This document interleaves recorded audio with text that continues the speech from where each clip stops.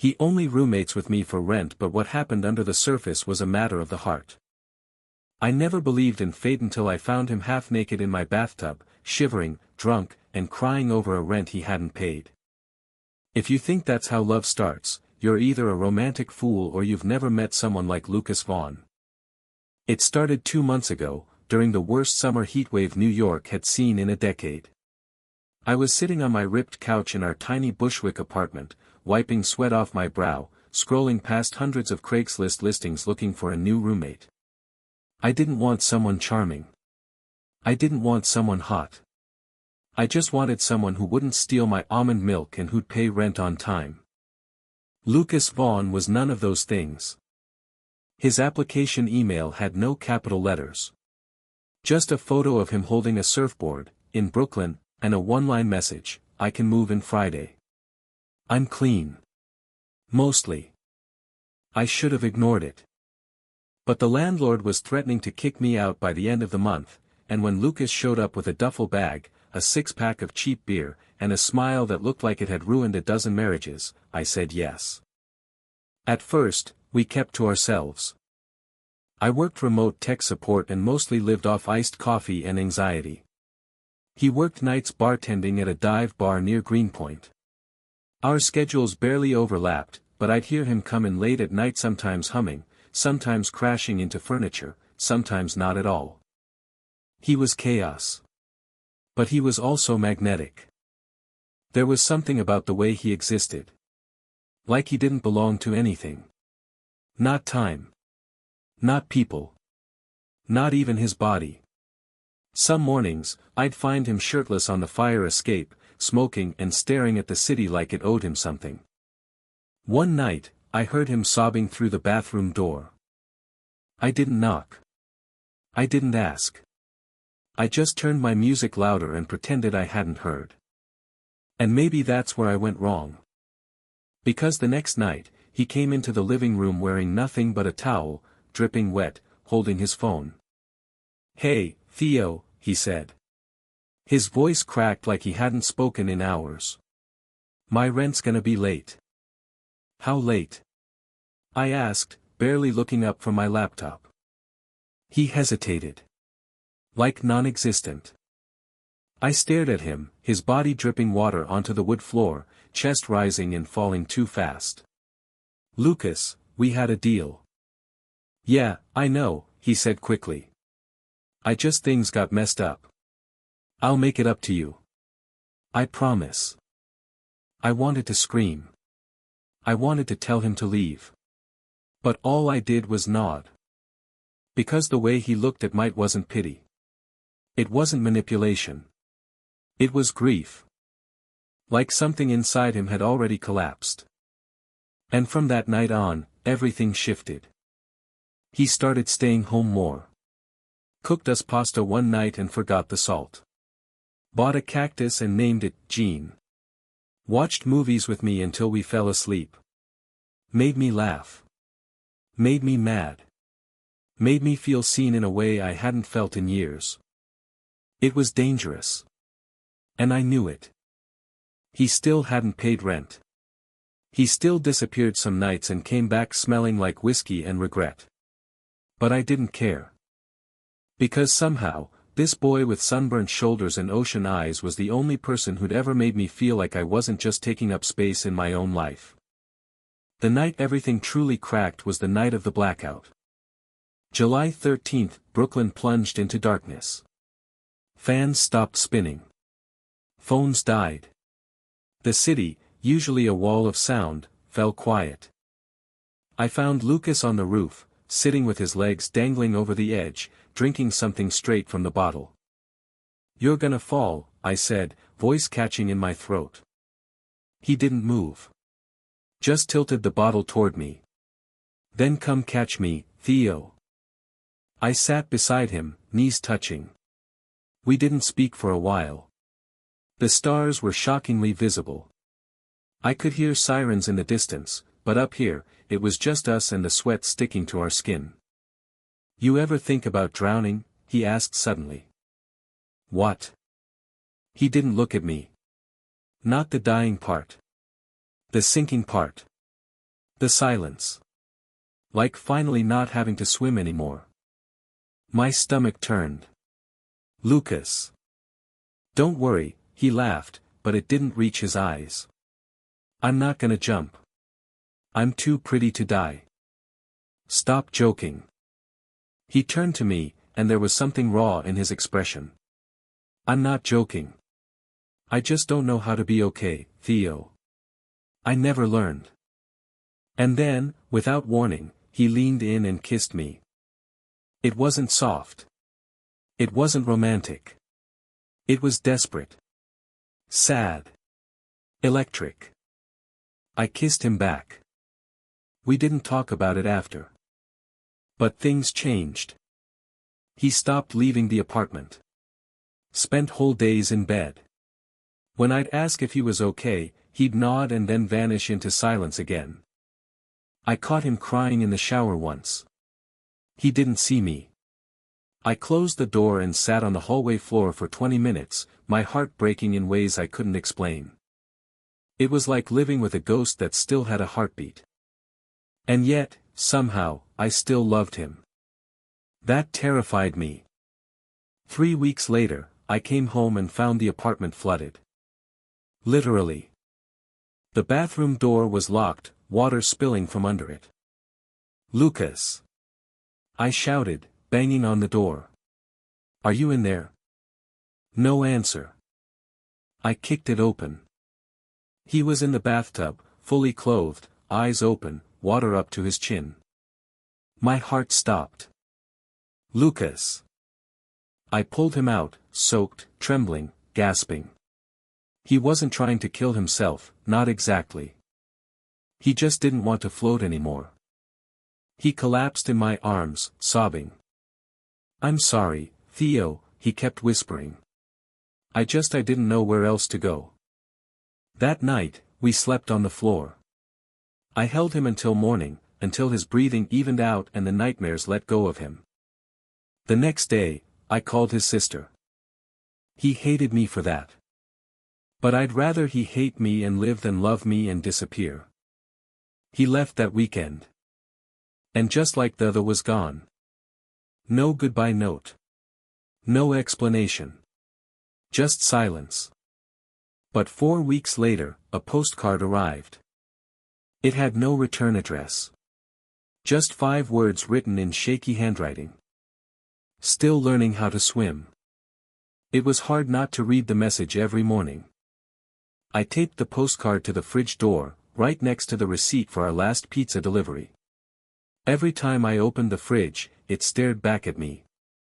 Those 5 words haunted me, warmed me, made me feel like maybe just maybe he hadn't vanished completely. But weeks passed. Then months. Lucas didn't call. Didn't text. Didn't show up in the hallway smelling like sweat and summer rain.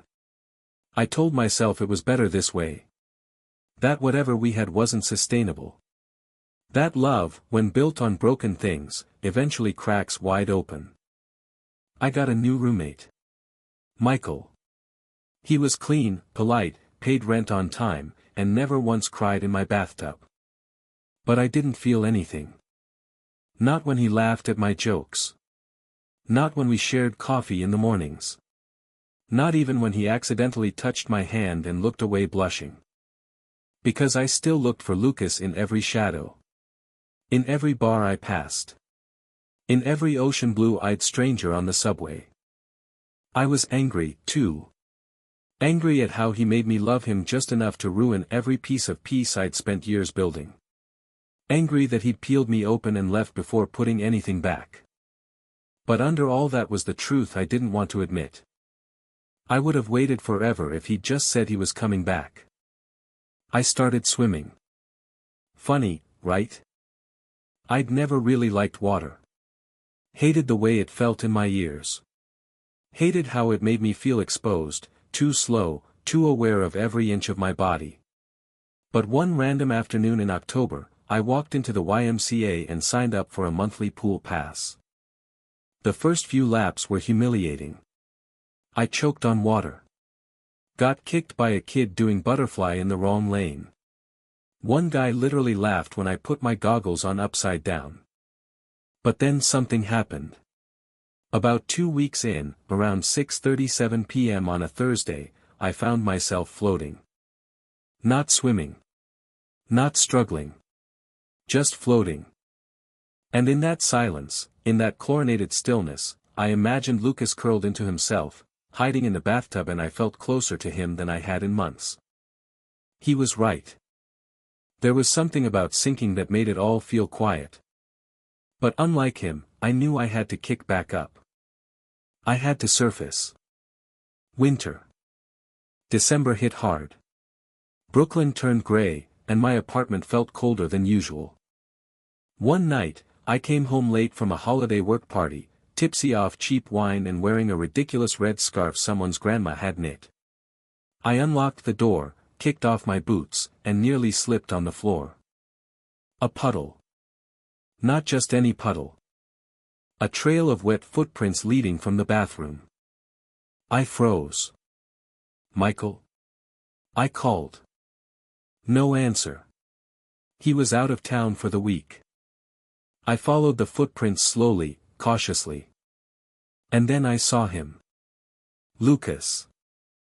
Sitting on the kitchen floor. Soaked. Holding a dripping towel. His hair longer now. A beard trying to form. His eyes hollow, wild, but somehow soft. He looked up at me like I was either going to kill him or save him. "Hey," he whispered. My knees buckled. I didn't fall. But God, I came close. I didn't ask why he was here. I didn't demand an apology. I just sank down beside him, silent, shaking. "I didn't know where else to go," he said. "You found the right place," I replied. He let out a breath that sounded like a prayer. "I've been clean 3 months," he murmured. "Got a job fixing boats in Montauk. It's stupid, but it keeps my hands busy. I sleep in a trailer. I swim in the mornings." "Why now?" I asked. "Because every time I went under, I saw your face. And I realized the only place I ever felt like I wasn't drowning was here." I wanted to be angry. To hit him. To scream. But all I did was touch his hand. "You're still learning," I said. He nodded. "Can I stay?" I didn't answer. I pulled him into my arms instead. We didn't call it love at first. We didn't call it anything. He stayed on the couch for 2 weeks, helped with groceries, paid for rent and time. He still had the same terrible taste in music. Still made pasta without salt. Still smoked on the fire escape when he couldn't sleep. But now, when he cried, he let me hold him. Now, when I floated at the pool, I imagined him swimming beside me. Now, we were learning together. Some days were hard. He'd come home silent. Cold. Other days he'd make me laugh so hard I'd forget what sadness even felt like. He started sketching again, pages and pages of boats, oceans, hands reaching out from water. And then, one snowy night, as we lay under the same blanket watching a documentary about whales, his pick, he turned to me and whispered. "I think I love you." I didn't blink. "I know I love you," I whispered back. He kissed me like he was surfacing. Like he'd finally made it back to air. It was a Tuesday morning when he asked if he could move back into the bedroom. Not in a romantic way.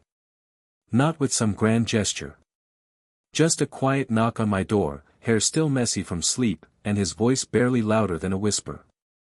I think I'm ready to sleep without the couch." I stepped aside without a word. He slid past me slowly, almost like he was waiting for me to change my mind. He didn't touch me that night. He didn't even face me in bed. But I could hear him breathing beside me, steady and alive, and for the first time in months, I slept without waking up in a sweat. Lucas moved like someone trying not to break the world around him. Gentle. Tentative. He stopped slamming cabinets. Started folding towels the way I liked. Wrote little notes on post-its and left them on the fridge, things like, "Milk's expired, don't risk it," or, "I saw a pigeon today that looked like you." He was trying. I could see it in his bones. But grief clung to him like humidity, always there, invisible and heavy. One night, he stayed out past midnight. I sat on the couch, knees bouncing, every worst-case scenario playing out in my head. I tried calling twice. Straight to voicemail. I had just decided to put my shoes on and go looking for him when the door opened. He stumbled in, smelling like cigarettes and cold air, eyes red. Before I could speak, he raised both hands in surrender. "I didn't drink," he said quickly. "I swear. I just walked. I needed to walk." I studied his face. The tear tracks. The tremble in his jaw. But there was no shame. No guilt. Just exhaustion. "I believe you," I said softly. He collapsed into my arms like he'd been holding up the world all day. We didn't need to talk about it. The silence between us had become fluent. Some nights we talked until sunrise about nothing and everything. He told me about his dad, who drowned when Lucas was 9. Told me about how his mom never recovered, how he left home at 17 and learned to swim by jumping into a lake and nearly dying. "I used to think drowning was a choice," he said. "Now I think maybe surviving is." I didn't know what to say to that. So I kissed the side of his head and held his hand. Valentine's Day came and went. We didn't do anything. Didn't need to. He woke up before me, made pancakes that were half burned, and left a single pink heart sticky note on the bathroom mirror. "You're the only thing I've never wanted to run from." I cried, brushing my teeth. Spring came. The city thawed. So did he. We started walking together in the evenings. Just a few blocks. Sometimes to the corner bodega, sometimes down to the waterfront. He started noticing things again. Pointing out weirdly shaped clouds. Laughing at dumb license plates. Picking dandelions and sticking them in my back pocket. And then one night, we ended up at McCarran Park, lying in the grass, listening to a couple fight in the distance. He turned to me suddenly. "I want to tell my sister I'm happy." I blinked. "Okay. I want her to know I'm safe. That I'm not broken anymore." "You were never broken," I said. He smiled. "You'd be the only one who thought that." We called her together the next day. They talked for over an hour. I sat nearby, pretending to read. She cried. He cried. They said things they hadn't said in years. When he hung up, he turned to me, eyes swollen and full. "She wants to visit." "Great," I said. "I'll vacuum." "You'd really meet her?" "I want to meet every part of you." He didn't say anything, just climbed into my lap and held me like a lifeline. That weekend, his sister came. Her name was Cora. She had Lucas eyes, but none of his chaos. Sharp and warm. She hugged me the moment we met. "I've heard about you," she said. "All good things." Which is terrifying. We had dinner at a little Italian place down the block. Lucas barely touched his food. He just kept looking between us, like he couldn't believe we were both real. "He never had someone," Cora said quietly while Lucas was in the restroom. "Not really. A lot of mistakes. A lot of flings. But never this." I didn't know what this meant. I didn't ask. I didn't need to. Because I was starting to feel it too. Not the heat of a new thing, but the steadiness of something earned. Summer returned. Lucas shaved his beard. Got a tattoo on his ribs, a small wave curling around a cracked heart. I told him it was melodramatic. He told me to shut up. We planned a weekend trip to Fire Island. First time he'd be in open water since everything. He was nervous. I could see it in the way he overpacked, triple-checked the train time, kept asking me if I brought snacks. But the moment his feet touched the sand, something shifted. He ran toward the waves like a kid. Let them crash into his shins. Laughed when they soaked his shorts. I stood back, watching, heart in my throat. Eventually he turned, held out a hand. "Come swim with me." I hesitated. Then I ran. The water was cold. Wild. But his arms were warm when they wrapped around me. "I'm not afraid anymore," he said against my neck. "You don't have to be," I whispered. He kissed me there, in the ocean, under the sun, surrounded by strangers and salt and sky. And for the first time, I knew he wasn't going anywhere. That night, he curled into me in the little rented cottage and whispered, "Thank you for waiting." "I never stopped," I said. We fell asleep to the sound of waves. And just like that, everything that had once felt like drowning finally felt like breathing. There's a photo on our fridge now. Lucas took it on the last morning in Fire Island. The sun had just come up, and I was still wrapped in a towel, hair messy, holding a cup of instant coffee and looking confused because he told me to smile and then kissed me instead. The picture is blurry. But we both look happy. Alive. Home. He printed it on matte paper and stuck a yellow sticky note underneath. Proof that love doesn't always drown. Life didn't become perfect. That wasn't the point. We still argued about dumb things. He still left wet towels on the bed. I still left half-eaten yogurt cups in the sink. He chewed too loud. I worked too much. We got tired. We got short. We got quiet. But we never stopped choosing each other. One night in August, Lucas woke me up at 2:43 a.m., shaking. "I had the dream again," he whispered. I knew which one. The one where he's in the bathtub, and no one comes. The one where he can't breathe. The one where everything is dark.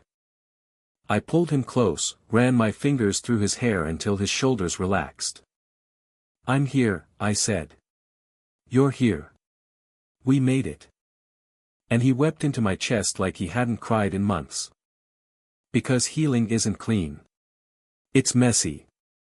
It's screaming into your pillow at 3 a.m. It's learning to breathe again after years of being underwater. It's letting someone love you even when you feel like a shipwreck. He started therapy again in the fall. Different therapist. Different approach. This time, he brought me into a few sessions. We talked about guilt. About survival.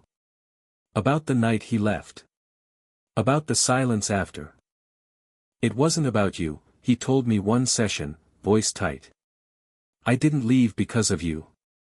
I left because I didn't think I was allowed to stay." That sentence stayed with me. Because sometimes, the worst thing you can do to someone is show them love they think they don't deserve. And sometimes, the best thing you can do is keep showing up anyway. He wrote a letter to his father's grave. We read it together at Prospect Park. He burned it afterward and let the ashes drift into the breeze. "I'm not him," Lucas whispered. "You never were," I said. He kissed me then, right on the mouth, right in public, and for once, he didn't care who saw. Our lives became a rhythm. Coffee. Work. Laundry. Laughter. Grocery lists. Ramen nights. Early morning swims. He taught me how to breathe underwater. Not literally. But in that way only people who've survived themselves can teach. He got offered a job restoring boats in Rockaway, something long-term, something real. He took it. Came home that night and tackled me on the bed. "I have a future now," he said between kisses. "Do you want to be in it?" I didn't answer with words. Just nodded until tears hit my lips. A year passed. Then another. We moved out of the Bushwick apartment. Got a one-bedroom closer to the ocean. The building's old and the plumbing's bad, but he says it smells like salt and second chances. He wrote a short story about the day we met. Called it Bathtub Boy. I hated the title. He loved it. It got published online. His sister sent flowers. My mom called and asked if he was the boy I kept not talking about. We visited her that Thanksgiving.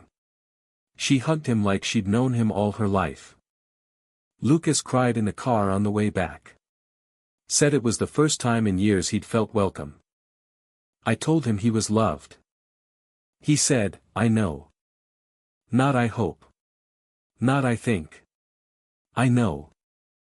And God, that was everything. The postcard he sent met that first one, with the shaky handwriting and the 5 little words I framed it. Put it on our bookshelf next to a candle we never light and a little ceramic whale he got at a thrift store for $1. Still learning how to swim. It means something different now. It means we're never done learning. Never done growing. Never done healing. But we don't have to do it alone. Last week, Lucas found me in the kitchen after his evening swim. He was dripping wet, barefoot, grinning like a fool. I had a dream last night, he said. About drowning again? He shook his head. No. About breathing. We were in the ocean. You were holding my hand. And I wasn't scared. I smiled. You weren't alone. He kissed me, slow and soft, like he had all the time in the world. I want to marry you someday, he said, just like that. No ring. No plan. No pressure. Just truth. I stared at him, heart pounding. Someday. I teased. Yeah, he said.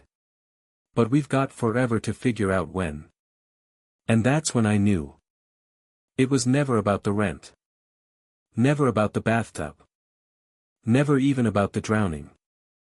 It was always about the surface. And finding someone who'd keep pulling you back up every time you forgot how to breathe. The end. Dove. If you find it interesting, please like and subscribe to follow the next stories.